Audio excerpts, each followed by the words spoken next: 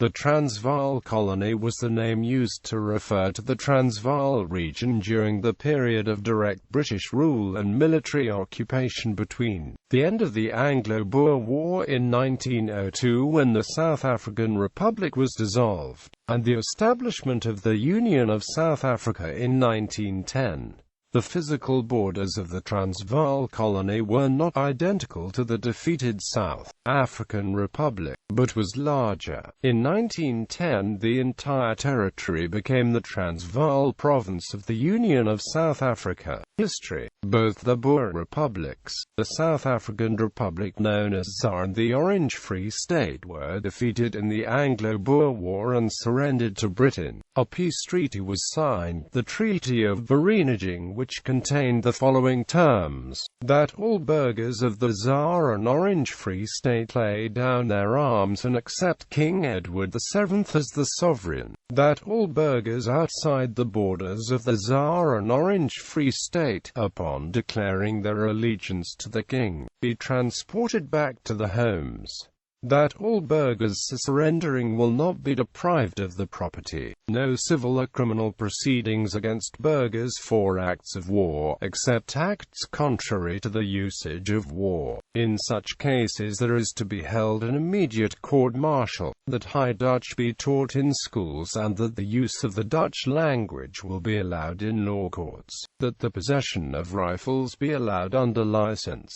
that military administration be succeeded at the earliest possible date by representative institutions leading up to self-government, that the question of granting franchise to natives not be discussed until after self-government, that no special tax be introduced to cover the costs of the war, that various commissions be established to process and pay valid claims for war expenses and to honor scrip issued by the countries of the ZAR and Orange Free State during the period of the war. The commission would also feed the homeless and assist with the reconstruction of homes affected by the war. To that end, the Crown agrees to a free grant of £3 million as well as loans at no interest for 2 years, to be repaid at 3% interest over years thereafter. In 1902, with peace following the signing of the Treaty of Vereeniging, the new Transvaal Colony was faced with intertwined economic and political issues that need to be resolved. The economic issues faced included the restoration of the mining industry to pre-war levels, then growing it further with the need for extra labor, the restoration of the Boers to the lands and increasing the agricultural output of those farms. The political issue faced depended on what side of politics you stood on. The existing British administrators under Alfred Milner wished to anglicize the population through two main means: one, by increasing the English-speaking population of the Transvaal, and secondly, teach the Boer children in English with very little Dutch used, followed by self-rule. The Transvaal Boers' political objectives was the restoration of self-rule in the colony and a political environment to be dominated by the Boer. Repatriation and reconstruction. As the war ended, the British were faced with a large proportion of Boermen as prisoners of war and the families in concentration camps. As the British followed a scorched earth policy in the Transvaal, Boer lands, stock and farms had been destroyed. At the conclusion of the war, it was necessary to reconstruct a government for the new colony, and this was begun with the appointment of a resident magistrate in every district of the colony and became district commissioners, while an assistant magistrate carried out the legal and magisterial duties of the area. Roman Dutch law was translated into English so the law courts could continue, with some old acts repealed and a considerable amount of new law promulgated by the authorities in Johannesburg. The resident magistrate then submitted the names of 3 members of the district to the governor for district commission under the magistrate. They would consist of 1 British subject, and 2 Boers, 1 from those who had surrendered early on in the war and 1 who had fought until the end. The Commission would have 2 functions, 1 to provide assistance and issuing of rations, equipment, transport and plough animals to those affected by the war. Secondly, to investigate claims for compensation for actual damages sustained during the war. Repatriation depots were established in the districts and they were stocked with food, seed, agricultural equipment, transport, plough animals and stone and building material. The rail transport network struggled to compete with the transport of army requirement to maintain a garrison and civilian requirements to repair the colony. All feed for transport animals had to be brought to the depots as process started in the winter of 1902.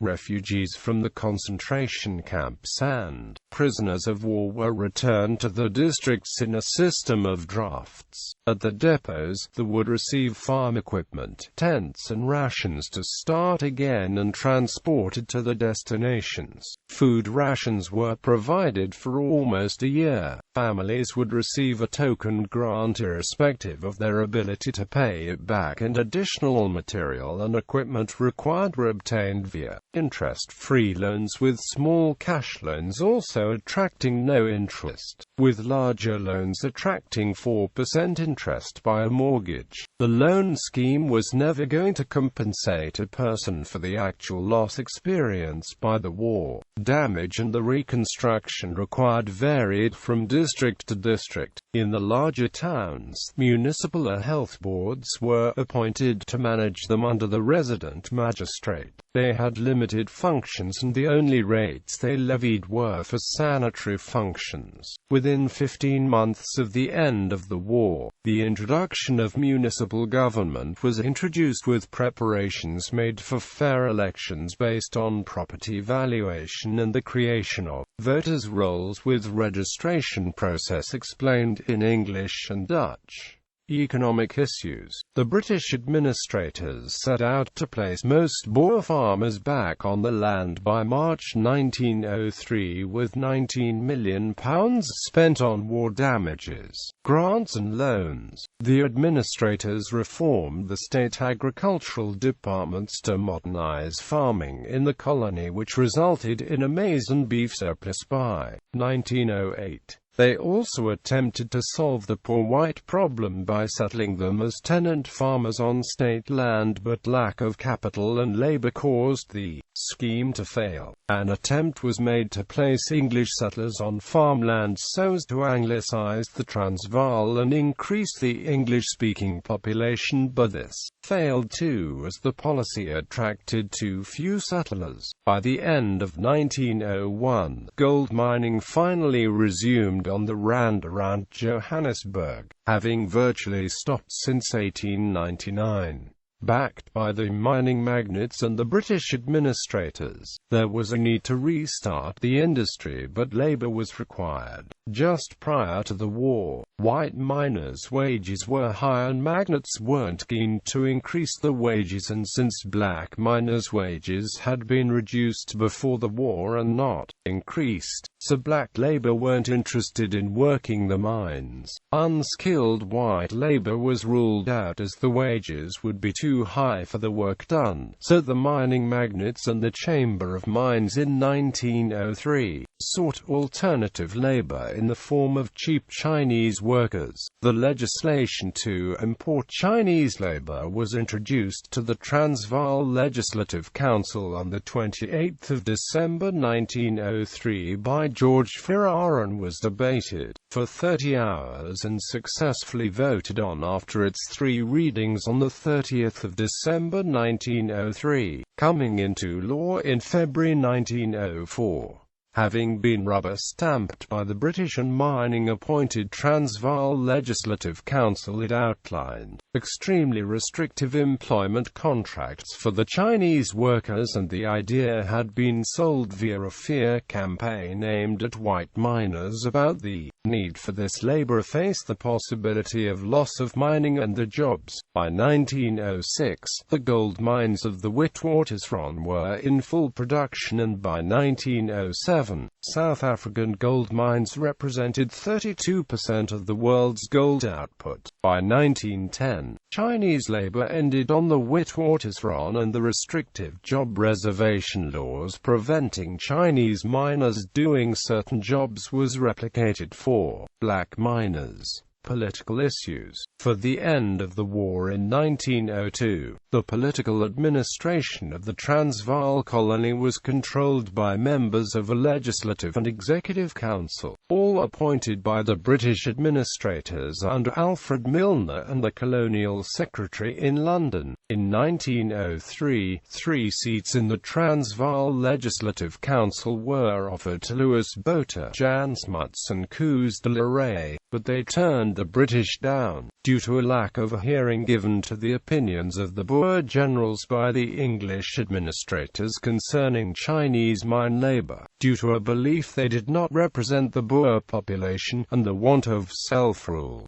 garnered Louis Botha and others to meet in 1904 at a Volkskongress. The result of this People Congress was the unification of the Boer political movement in the Transvaal into a new party called Het Volk in January 1905 by Louis Botha and Jan Smuts. This new party's objective was to seek reconciliation with Britain, which would be favoured by the British opposition Liberal Party, and Boer self-rule for the Transvaal. English political movements included the Transvaal Progressive Association backing the mining industry, the Transvaal Responsible Government Association, and labour groups under an industrial Labour Party. The Transvaal Responsible Government Association was formed in late 1904 by E.P. Solomon and made up of loose gathering of ex-colonial and Tsar officials and diamond mining magnates, labour and businessmen. They called for the allowance of the colony to create its own policy and strive for self-government, and the party would eventually be renamed the Nationalists. The Transvaal Progressive Association was formed in November 1904 but became active from February 1905, were in opposition to the Responsibles,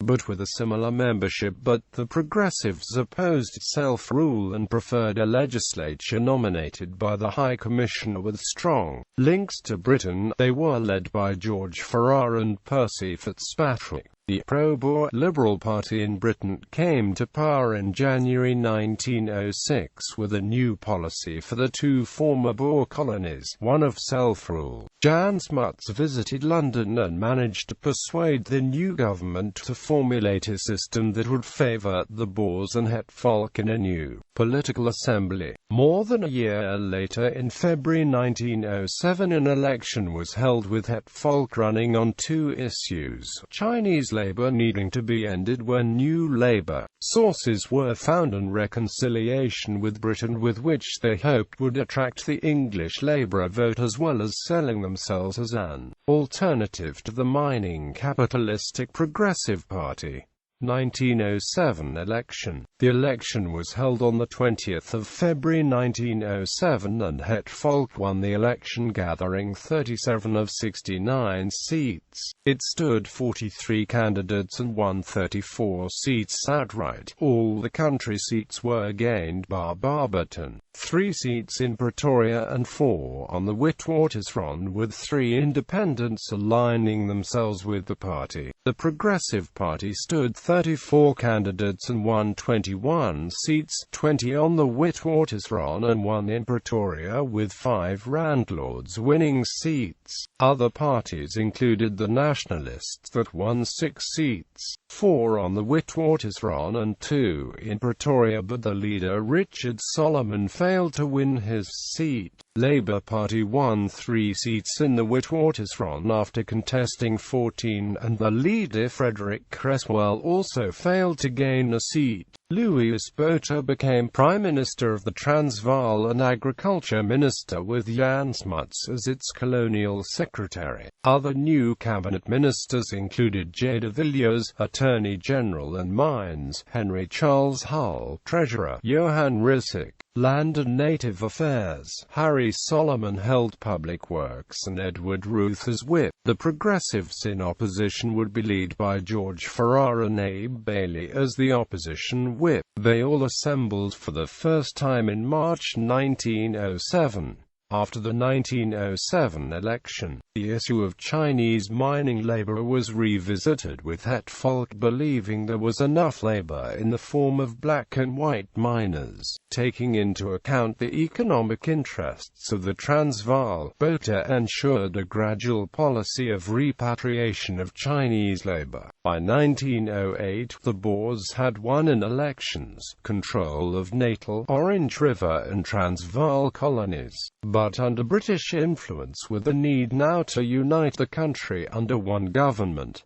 Progression to a union. In May 1908, Jan Smuts, Transvaal Colonial Secretary, proposed a gathering of representatives from all 4 colonies and decide on a customs and railways agreement, and included a proposal that the colonies appoint delegates to discuss a constitution for a united country in the form of a national convention. The objective of the convention was to find a solution to the political, racial and economic problems encountered by these colonies and find common ground between Boer and the English. On 12 October 1908, the 30 white delegates of the 4 colonies met in Durban under the chairmanship of Sir Henry de Villiers. 12 delegates came from the Cape Colony, 8 from the Transvaal and 5 each from the Orange River and Natal colonies, representing a gathering of 16 from an English background, and the remaining 14 were of Boer origin. The main issues discussed was whether the 4 colonies would become a country made up of a union or a federation, who would be allowed to vote, and the amount of voters who would make up a constituency in a rural and urban seat.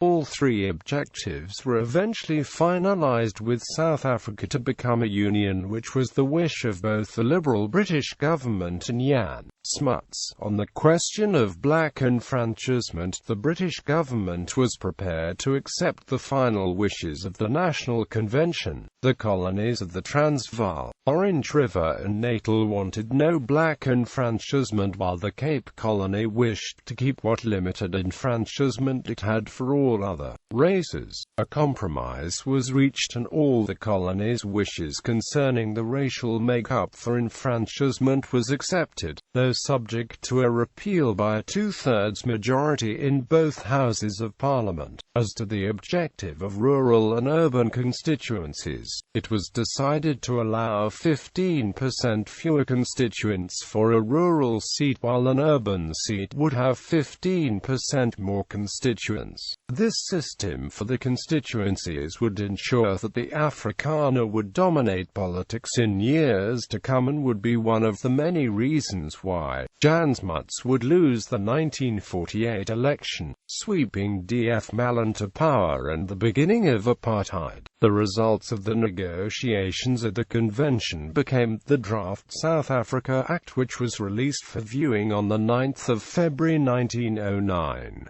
By 19 August 1909, the South Africa Act passed through the Houses of Commons and into law. As to the question of black enfranchisement, the views of British and Boers were similar, with Alfred Milner stating in a speech in 1903 that he believed in white superiority and thought the black man was not ready to rule, and had similarly persuaded the Colonial Secretary Joseph Chamberlain to allow a future united white government to decide the question of the black franchise. Geography. The Transvaal Colony lay between Vaal River in the south and the Limpopo River in the north, roughly between 22.5 and 27.5 s and 25 and 32 e. To its south it bordered with the Orange Free State and Natal Colony. To its southwest were the Cape Colony. To the west the Bechuanaland Protectorate. To its north Rhodesia, and to its east Portuguese East Africa and Swaziland. Except in the southwest, these borders were mostly well defined by natural features. Within the Transvaal lies the Waterberg Massif, a prominent ancient geological feature of the South African landscape.